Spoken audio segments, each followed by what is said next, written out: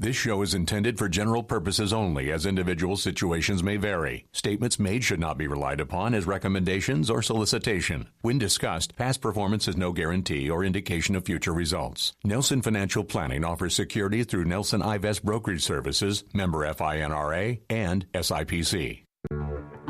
Good Sunday morning. This is Bud Hettinger. Next on News Radio 93.1 WFLA, the longest-running radio show in Central Florida, Dollars and Cents, with my good friend Joel Garris from Nelson Financial Planning. You can call him at the office this week at 407-629-6477 to schedule your free consultation to discuss your retirement plans, or you can talk to him right now at 407-916-5400. Good morning, ladies and gentlemen, and welcome to the program Dollars and Cents. My name is Joel Garris of Nelson Financial Planning. You're listening to News Radio 93.1 WFLA, and happy Memorial Day weekend to all of our listeners out there.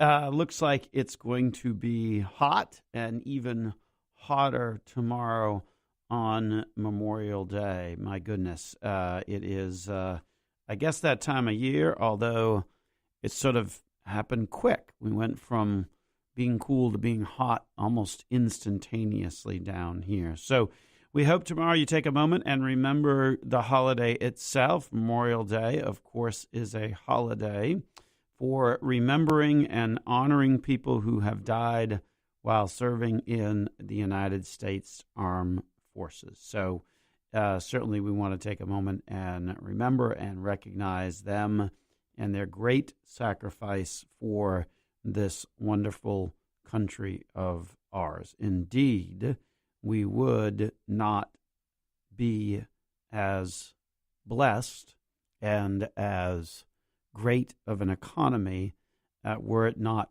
for their sacrifices. So we certainly honor and remember them, and we encourage you to take a moment tomorrow and do the same. Don't just treat it as a 3-day weekend, but yet recognize what the holiday is for. Speaking of recognizing things, we got a great email from Chris this past week with a chart in it that compares the growth in prices compared with the growth in earnings going back over the course of the past 30 years. We want to share that with you because it was kind of some neat information. It's really a continuation of the theme that we've been talking about a little bit over the past month of just how huge the increase has been for college tuition, and comparing that to other increases really helps to give some further perspective on it. So we'll talk a little bit about that. Of course, I've been on that soapbox this past few weeks simply because it is directly affecting me, right? Anything that catches our interest, generally it catches our interest at the moment in time when it most directly affects you. And of course, this past week, my son graduated from high school, Boone High School. The ceremony was out there at UCF, and I found myself standing on the campus of UCF and thinking, my goodness, this looks like a really beautiful place. The brick buildings, the green areas, the little malls. If you're familiar with where our office is, we're across the street from Winter Park Village. It's like Winter Park Village on steroids out there at UCF in terms of the beauty and the landscape and the buildings, and got me thinking, is there a correlation between those buildings and those structures and the incredible rise of the cost of college? I don't know. Maybe. A lot of these college campuses are starting to look like country clubs plus. Could that be where the money? I don't know. We're going to talk about it because we've certainly been hitting the subject, and the email from Chris is simply a continuation of that. So we're going to share with you some numbers on that today. Also talk a little bit about the latest data in terms of retirement savings. It is in fact, better, but not nearly what it should be. So those will be some topics that we cover on the program.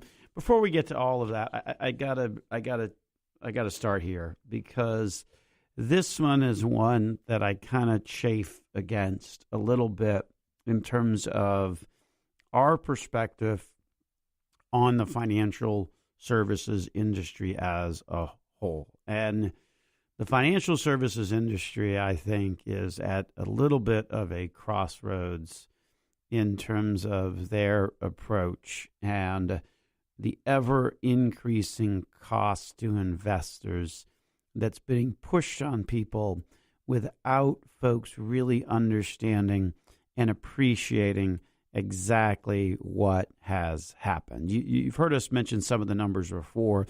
If you look at profit margins at financial services firms over the course of the past decade, they've literally tripled. And what's interesting about that is that the profit margin tripling at a financial services firm must mean that they are doing something else to generate out that additional profitability. Well, it's our opinion, much to the chagrin of the investing public, that a lot of that is being pushed onto the investing public in the forms of ever-increasing costs.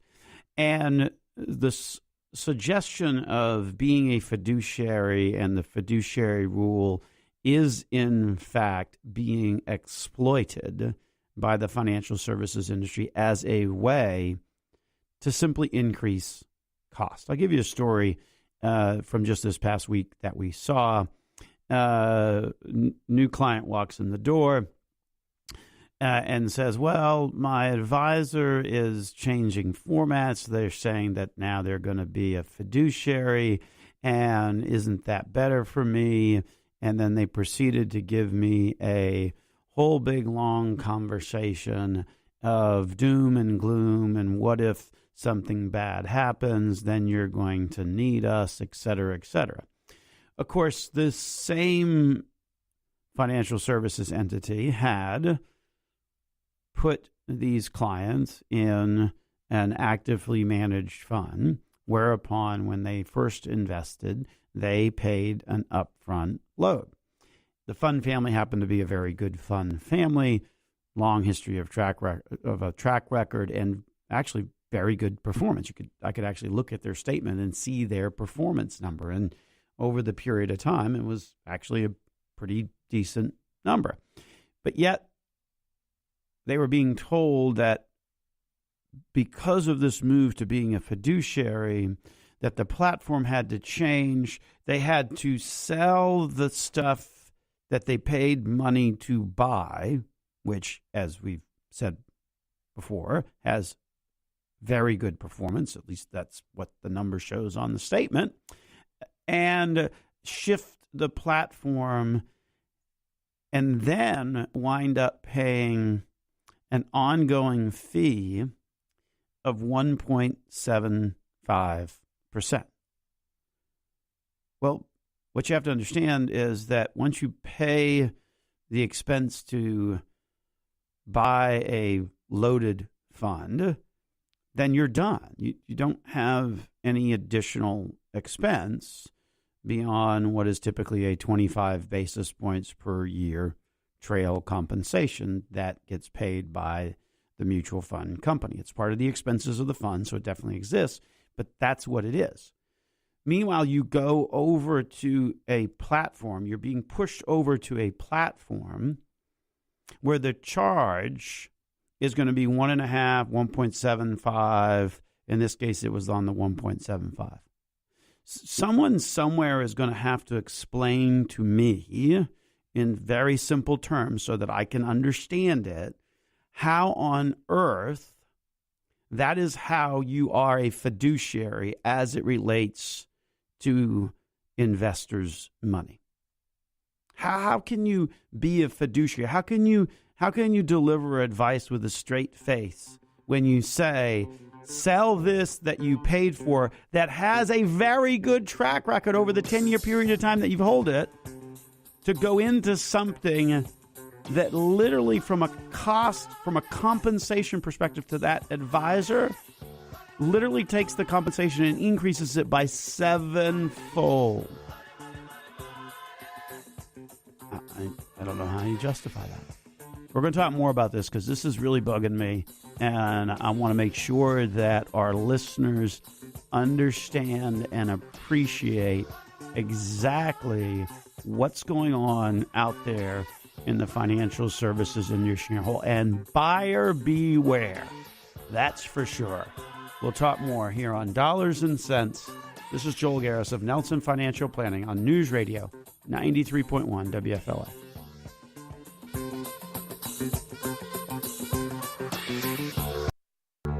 This is Bud Hedinger. You know, you can talk to Joel Garris of Nelson Financial Planning right now on Dollars and Cents about anything to do with your money by calling 407-916-5400. Give him a call. It's time to make sense of your dollars. Hey, welcome back to the program, ladies and gentlemen. Dollars and Cents here on News Radio 93.1. This is your host, Joel Garris of Nelson Financial Planning.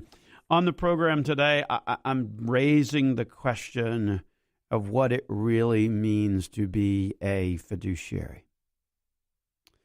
Has someone approached you as an investor and said, oh, we're going to change formats. We're going to change how we've been managing or handling your investments in the past, and we're going to change it to a different model. And that's because of the regulations. That's because of the fiduciary rule. That's because of whatever the reason is that they're feeding you. Have you heard that story? I suspect that many of our listeners have, in fact, heard that story because we see it quite often at the office when folks come in and have a conversation with us for the first time. This is a recurring theme in the financial services industry. What's ultimately happening, and let me be very, very clear on my opinion on this if I haven't been, what's ultimately happening is this notion of being a fiduciary is in fact being exploited, marketed, whatever word you want to use, by the financial services industry as a whole as a means to increase your underlying cost to be an investor, to use someone's services. Be careful about this stuff. If somebody comes to you and says, you need to sell everything that you've previously owned with our financial firm X so that we can move you over to a different platform, watch out. Because the examples we see are substantially increasing your investor cost without really justifying it on a performance perspective. It's amazing how steep these costs are getting.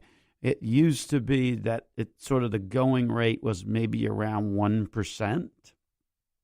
And that's typical. That's relatively, it used to be relatively standard in the industry. Okay, that's sort of the fee structure that we work with. But what's surprising to me is just how often we see those fees nowhere near 1. We see 1.5. We see 1.75. And stop and run the numbers on that. On a $500,000 portfolio, that is an additional cost to you, the investor. The difference between 1 versus 1.75 works out to be about $3,750 per year. Every year you have the account. Now, what can you do with $3,750? $3,750. Well, that's probably a cruise, right? Right? You could do a cruise for $4,000, right? That's pretty good. Don't you think that in retirement it would be a much cooler idea for you to be taking that cruise rather than paying because somebody tried to convince you that Oh, we're changing our platform. We're now going to be, after all these years, we're now going to be a fiduciary. We're now going to be fee only. We're now going to be an investment advisory. All of these terms, folks, are being thrown around in the industry as a means of simply increasing your cost as an investor. We see it all day long. All day long. There isn't a week that doesn't go by that somebody doesn't come into the office for the first time and have, well, sad part is the vast majority of people have no idea how much, in fact, they are charging or being charged. Oh, it's a fiduciary. Oh, it's a fee only. So that fee only. That must mean that the advice is as pure as the driven snow. No, it's all just marketing, folks. Don't be fooled by it. Ask the bottom line question. Week before, okay, someone comes in, stuck into a bunch of annuities, equity index annuities. Boy, I'll tell you, I don't want to digress on the program on that topic. Okay, but that's the highest commission product in the business. And then their fee was 1.75% on the other assets. I'm like, the only way that anybody's making any money here is the guy that's selling you all this nonsense. Or gal, depending upon the situation. Be very careful. The industry throws around a lot of words, throws around a lot of labels, throws around a lot of this, a lot of that. At the end of the day, a cost is a cost.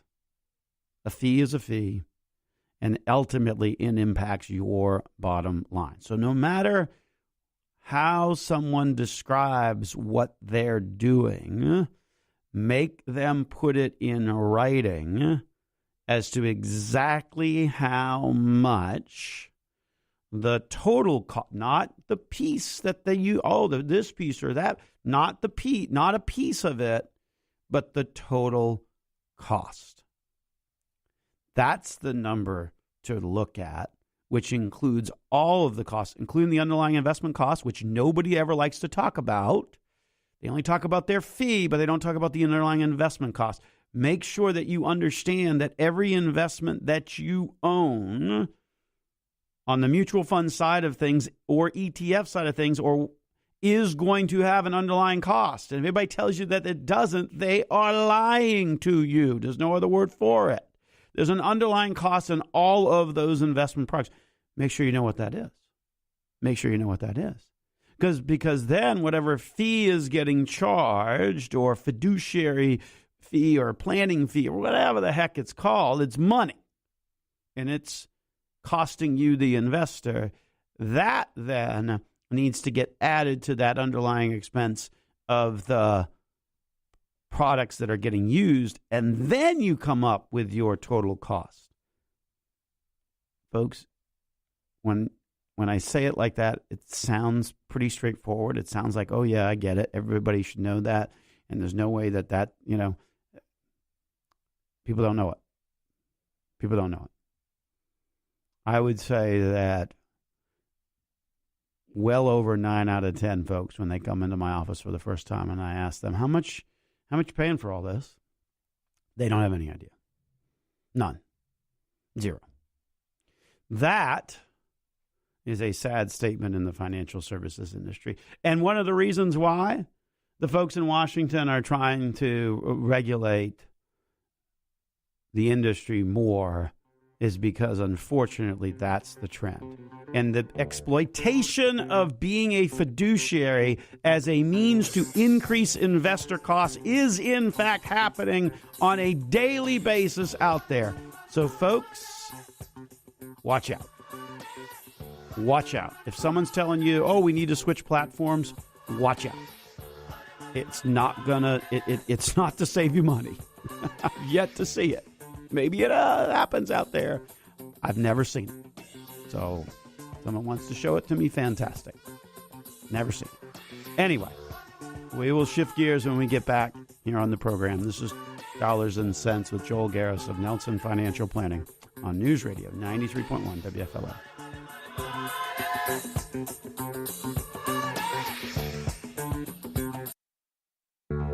This is Bud Hedinger. You know, you can talk to Joel Garris of Nelson Financial Planning right now on Dollars and Cents about anything to do with your money by calling 407-916-5400. Give him a call.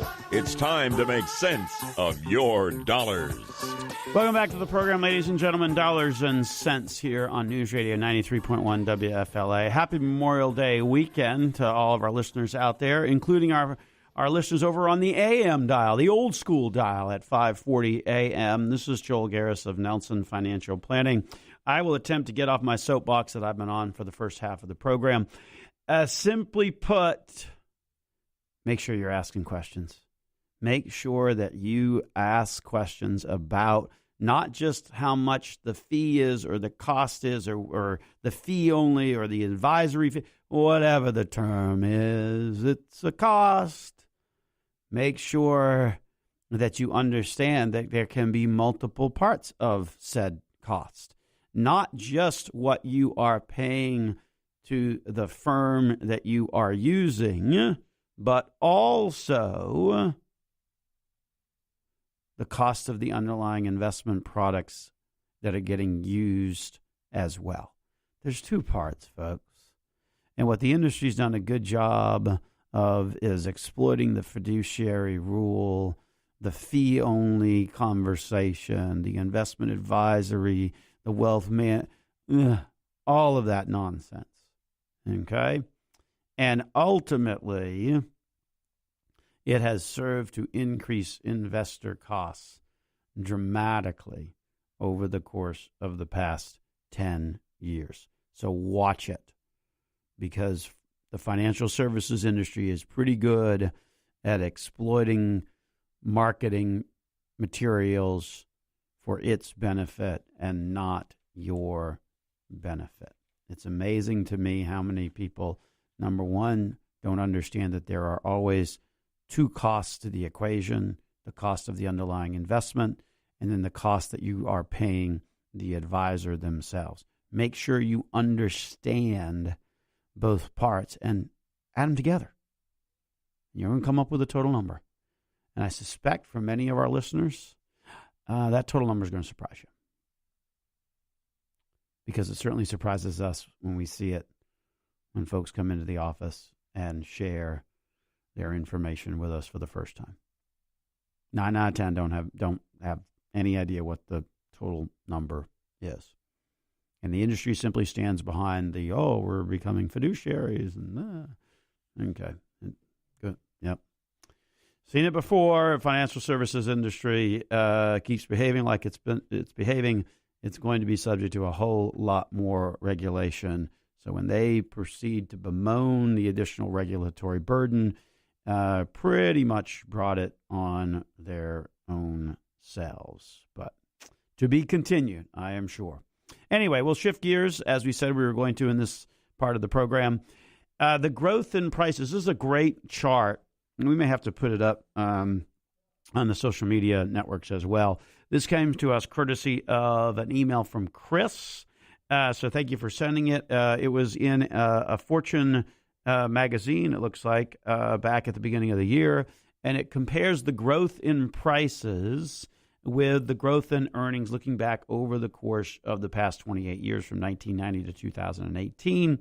The median earnings growth over that 28-year period of time was 117%. So roughly a doubling, if you will, of median earnings over a 28-year period of time. Now, a lot of that is the effect of inflation and the like that occurs each and every year. One of the things that, from an investing perspective, you've got to at least make sure that your investments over time are doing better than inflation. What was kind of interesting is some of the things that had not increased at the same pace, meaning they had not gone up as much as that median earnings number.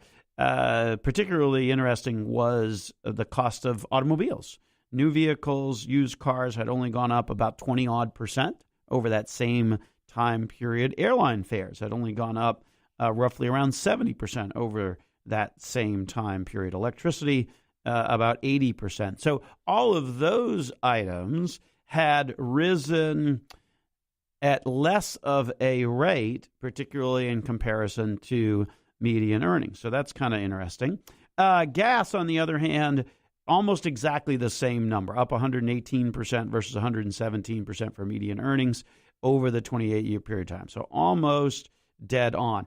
Physician services, going to see a doctor, up 130 instead of the 117, so about the same. Here's where it gets interesting. Funeral expenses. Despite the fact that more and more people are going to cremation, where you don't have to buy a casket, yet funeral expenses over that 28-year period of time were 178% up over that median earning increase. So here's now where we get to where the numbers start to get pretty big. Prescription drugs and medical care up about 180% versus 117% for median earnings. So those had risen basically at about a 50%, if I'm doing that math right in my head, about a 50% higher rate than what the median earnings had done. And folks, from an investment perspective, this is why you've got to continue to have growth in your portfolio, even if you are 65, 70, 75, or what have you, because the cost of this stuff keeps going up. So if you're just sitting earning a couple of percent, that's not going to work, is it? You're going to have to do more. Okay, now here we get to the largest percent increase in price in any of the categories that are in this particular chart, courtesy of Fortune magazine. Any guesses? Kind of set it up, kind of teed it up at the beginning of the program. It's college tuition. College tuition up 374%, over triple in terms of the increase versus the average increase in median wages. That doesn't make sense until you go on the campus of a college and look around and it looks like a country club. Call me crazy, but that may in fact be where the money is going. Had a good conversation with someone who was involved in college admissions this past week, and he shares that same viewpoint. That is for sure, because it just doesn't quite make any sense, particularly when you look at things from a relative point of view as to how much it has increased. So, Chris, we thank you for that email. That was really some good information, good perspective on putting some actual numbers with what has happened over the course of the past 28 years. Sadly, for those that are going off to college, it's a whole lot more expensive of a proposition. And at the end of the day, yet to hear a valid justification for it other than the beautification and the country clubification of our college campuses. My perspective, I was on one this past week as my son was graduating from high school. Clearly, this is an issue that I'm on the soapbox on because it directly affects me in a couple of months when I got to sit down and stroke a check. And so, anyway, today's program is all about things that bug me. Maybe that should be the things that bug Joel. That's the new title of the program for this week only. Next week, we will return with dollars and cents. In the meantime, we'll take a break and head to our last segment here on the program. This is Joel Garris of Nelson Financial Planning on News Radio 93.1 WFLA.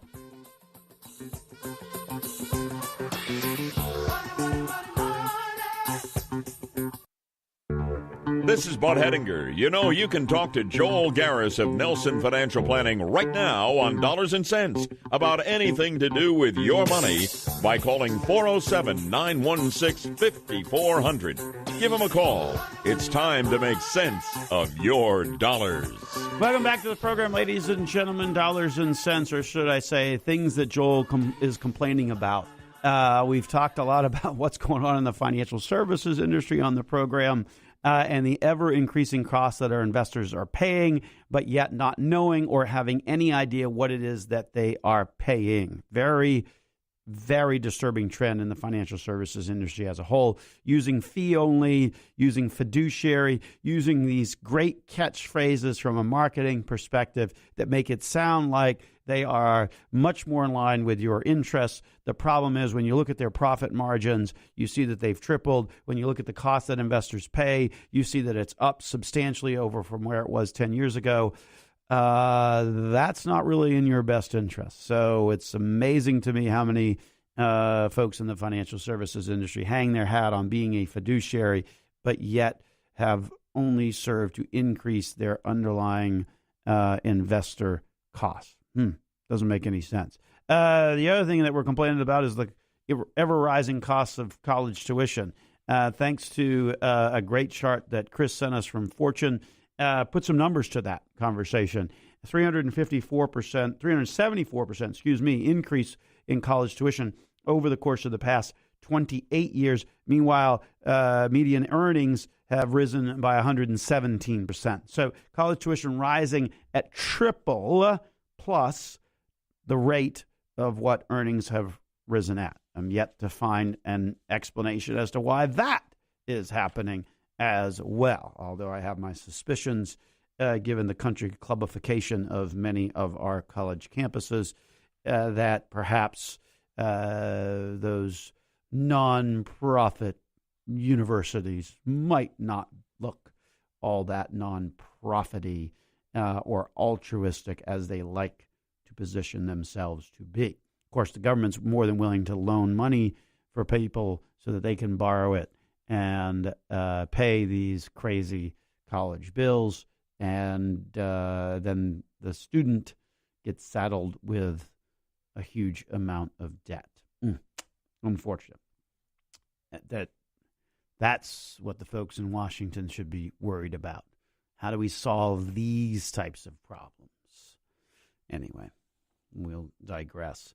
In other news, I guess this is good news, but yet really sad news. So according to a recent report from the GAO, the Government Accountability Office, boy, that's a misnomer, savings for individuals nearing retirement has improved. Unfortunately, it's improved ever so slightly and remains incredibly low. In 2013, 52% of households had no retirement savings. Yikes, that's the majority. In 2016, though, there was an improvement. So that's good. The number improved to only 48%. So in 2013, 52% of households had no retirement savings. In 2016, there was some improvement. That number dropped down to 48%.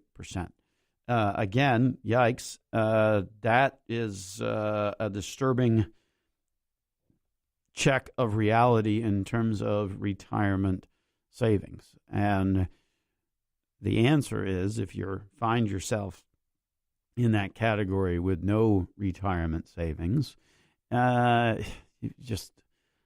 it's all about getting started.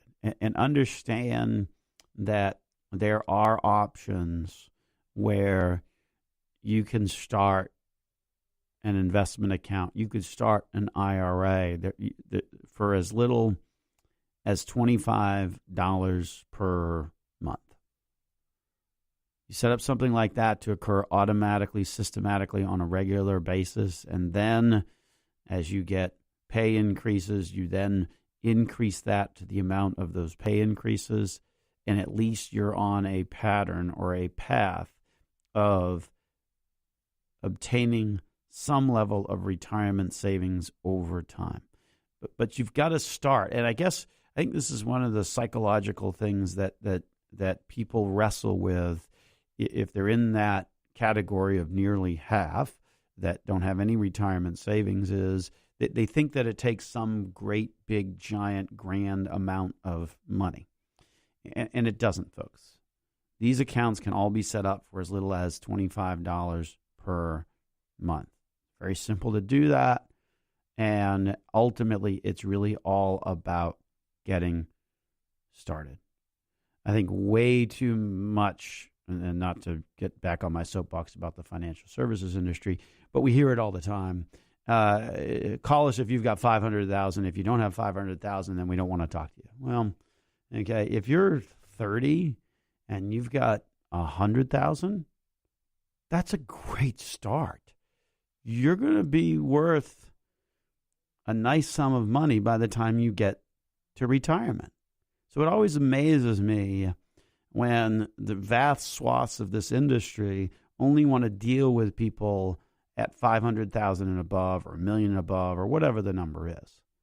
The reality is that the greatest cross-section of the population needs help just getting started. And I'm here to tell you that you can get started for not $500,000. You can get started with as little as $25 a month. We've got stories after stories at the office of folks that started like that 30-odd years ago. $25 a month, $50 a month. You do that over an extended period of time, over 30 years. You develop that habit, and you work that habit, and you stick with that habit. That grows to a tremendous amount of money over an extended period of time. So don't just say, I don't have any money, I can't do it, I'm never going to get there. Just start.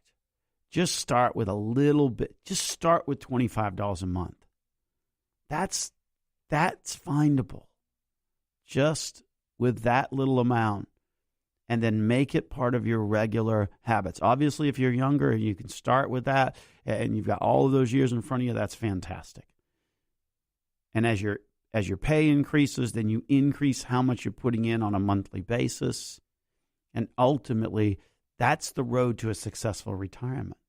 Far too often we get distracted. Far too often we put it off. Far too often we think that we're going to find the greatest thing since sliced bread lurking around out there on the internet.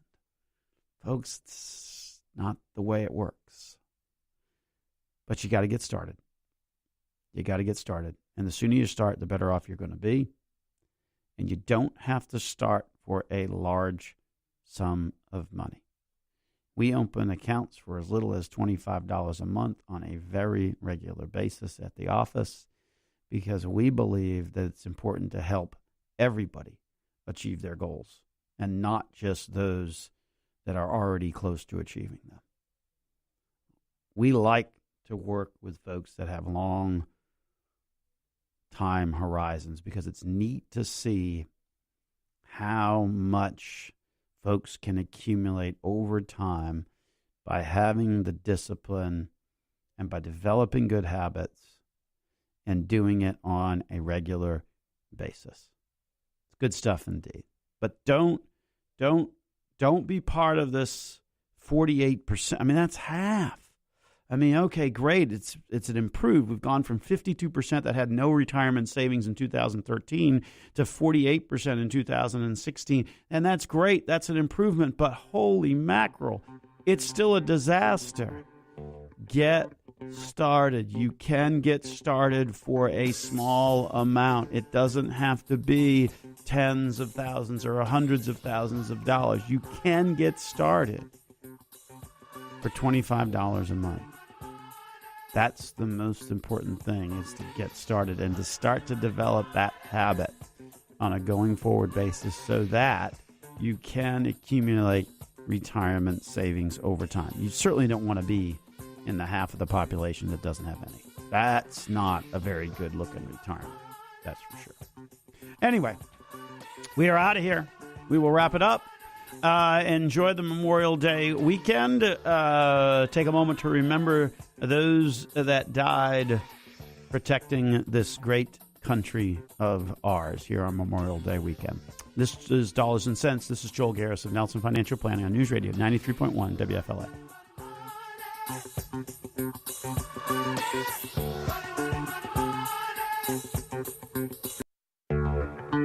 This is Bud Hettinger, and you've been listening to Dollars and Cents with Joel Garris of Nelson Financial Planning. If you missed any part of today's show or want to listen to it again, check out the radio show at www.nelsonfinancialplanning.com or connect with them on Facebook or Twitter. Be sure to call Joel this week at 407-629-6477 to schedule your free consultation to discuss your retirement plan.